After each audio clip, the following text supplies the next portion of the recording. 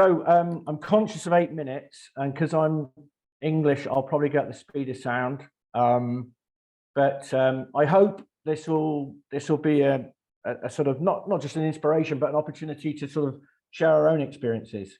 Kai's just given you mine. In the middle of it was I spent 11 years in Asia, which was a pretty profound learning for me.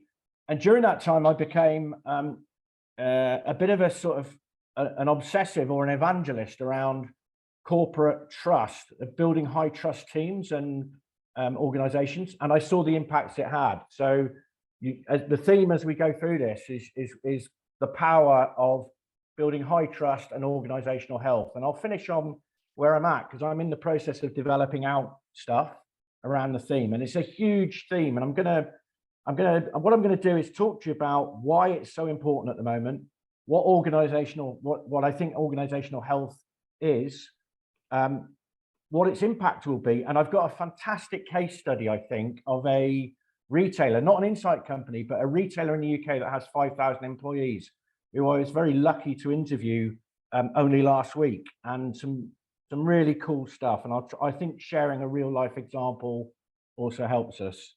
And then a little bit on the end about how you start to go about it. And I'm not here to sell, but it's just to say, you know, if there's any interest in how you approach this stuff, you can find me on LinkedIn. So that's a background. So let's crack on. So there's all sorts of data. You know, I'm not going to go through the points on the right hand side, but they're UK specific. But I'm sure if we looked at the US industry or economy, much the same would be out there. And I think on the left hand side, I've used the sort of the terminology of great resignation, but treat that with a pinch of salt.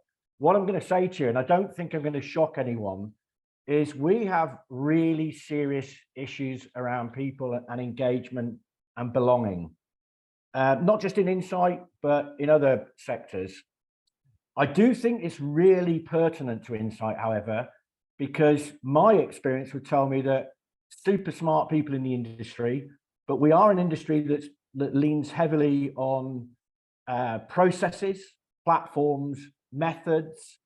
And I think there's some great companies out there doing great stuff with people, but sometimes the balance can get out of kilter and not enough is being done with people. So what's being experienced in the UK, and as I say, I don't think the UK is any different. I would expect exactly the same sort of trends in the US, is real problematic issues. So in the UK, 40% of people would say they'll leave their job in the next 6 to 12 months. Now, why is that important? That's estimated to cost the UK economy about $20 billion. Gen Z profiles will say, unless they see career advancement, they'll leave.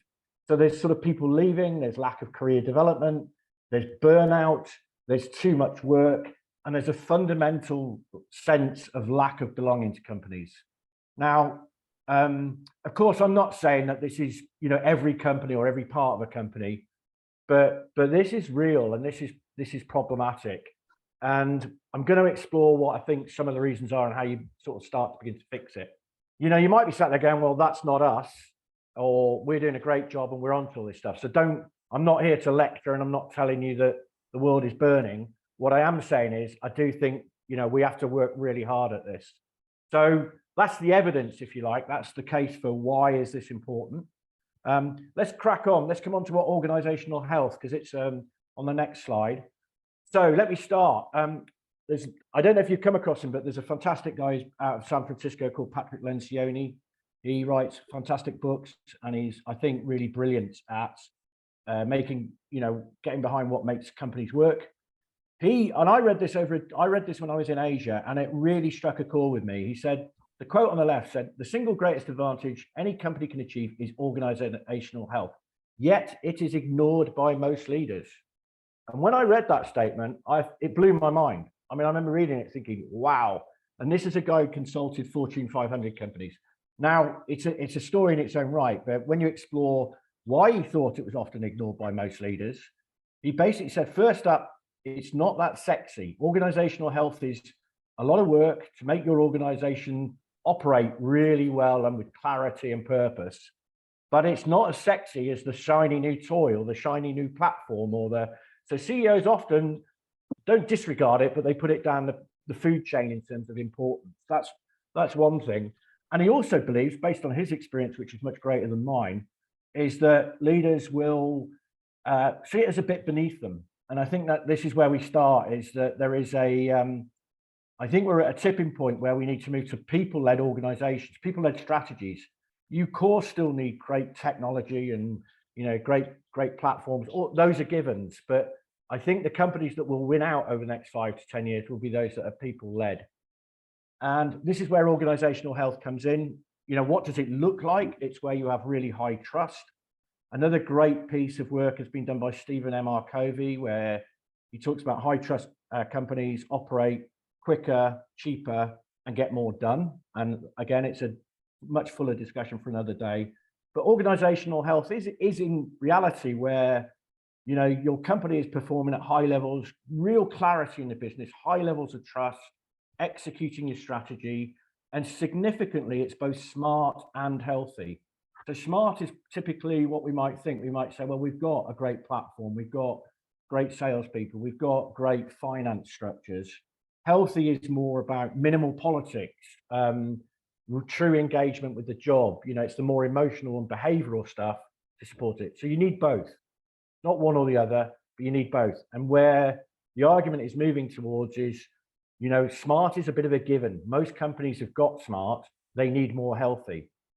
So that's the model. When that happens and when you get there, what's great is, and I experienced this firsthand, the company grows, it grows in a sustainable way, and people love what they do. They have a real feeling connection to the company.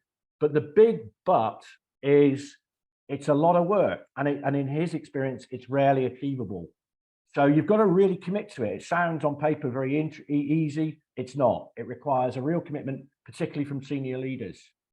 So that's what organizational health is. The next slide I can go through very quickly, which is its impact, because then I'd love to share this case study with you. So when you do it and you're in the right place and you're getting it right, when you invest in organizational health, the outcomes are, not surprisingly, you get happier, more engaged, productive people, you get lower turnover. You identify new leaders is a really interesting aspect. When I did this in Asia, I started to see the people shine through who were next generational leaders. And you get, I'll allow one swear word, a bit of colloquialism, you get shit done is the other thing. You get loads achieved, you get loads of good outcomes, and you get and you get impact. You get better financial results, you get happier staff. So this is very measurable, and the impact is significant on your business. So, it's a huge, to do justice to organizational health is a much deeper discussion, but I hope that gives you a flavor for what it is. So here's the case study. The next slide is, I think, really interesting, not least of all because it's nothing to do with Insight. I had the pleasure of interviewing Timpson for, even if I was presenting this in the UK, I think some people would scratch their heads as to who they are. They're a really ordinary company. They're a retail, and that sounds terrible. It's a real positive to me.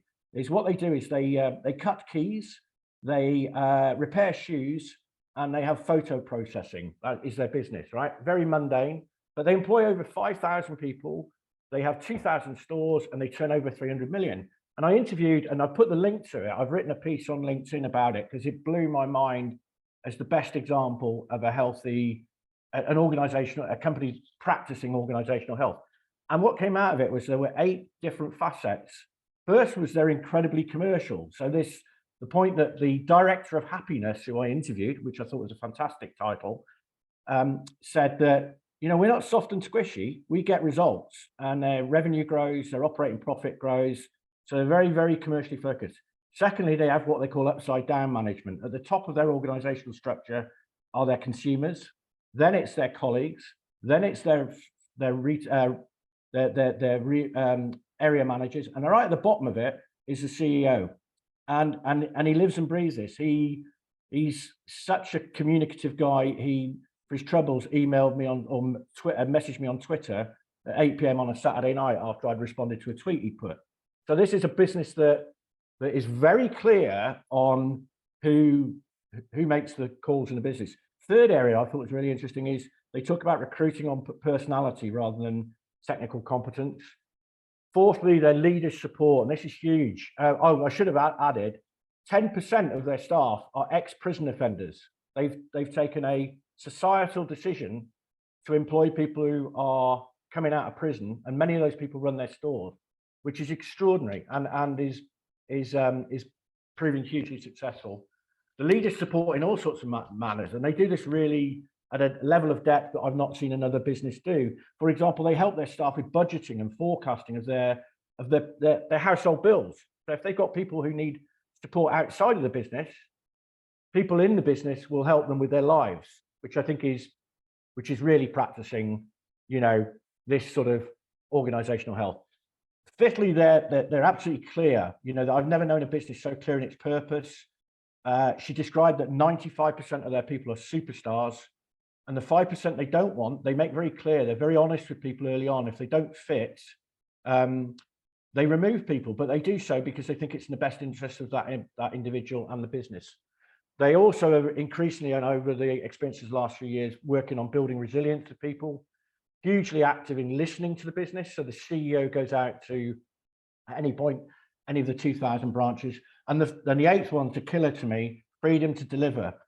They have two rules in the business for their people who run their stores. The first rule is look the part, and the second part is keep the money in the till. Beyond that, there is a freedom to act, which is to me mind blowing. And I've worked in businesses that have 57 rules to put in your expense claims. They trust their people in their organization to be able to perform and deliver, and they get great results.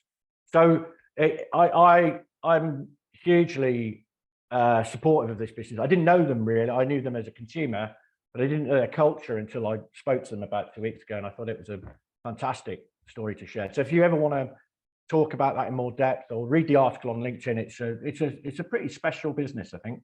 So that's organizational health in its prime. And then finally, just because you've got to start somewhere, and I qualify this that also you may be working also in a business that's pretty healthy, but it may have pockets of unhealth. I've certainly worked in businesses that are overall quite good, but may have some pockets that are not great. And so, first of all, to let you know, I've set up now a measure. I know how to measure organizational health, and I'm working on rolling that principle out, because you've obviously got to know where you are as an organization.